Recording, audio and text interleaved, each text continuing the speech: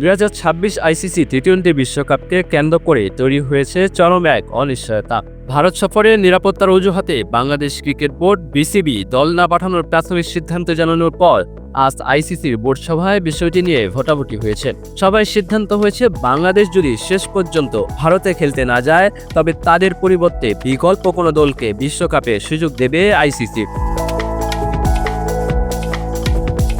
তবে এই সিদ্ধান্ত কার্যকরের আগে বিসিবিকে চূড়ান্ত সিদ্ধান্তের জন্য মাত্র একদিন সময় বেড়ে দেওয়া হয়েছে। সংশ্লিষ্ট সূত্র জানিয়েছেন, নিরাপত্তার কারণে বাংলাদেশ ক্রিকেট বোর্ড ভারতে দল পাঠাতে অনীহা প্রকাশ করলে আইসিসি জরুরি বোর্ড সভার আয়োজন করে। সেখানে ভোটাভুটির মাধ্যমে বাংলাদেশের জায়গায় অন্য দলকে নেয়ার বিষয়ে সংখ্যাগরিষ্ঠতা পাওয়া যায়। তবে বিষয়টি চূড়ান্ত করার আগে বাংলাদেশ সরকারকে আলোচনার মাধ্যমে চূড়ান্ত অবস্থান পরিষ্কার করতে বলা হয়েছে। এজন্য বিসিবিকে 24 ঘন্টার সময় দেওয়া হয়েছে বলে গণমাধ্যমকে জানানো হয়।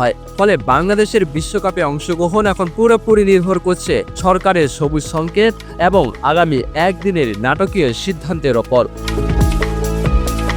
মাহমুদ বিন মারুফ, স্পোর্টস ডেস্ক, সকালবেলা।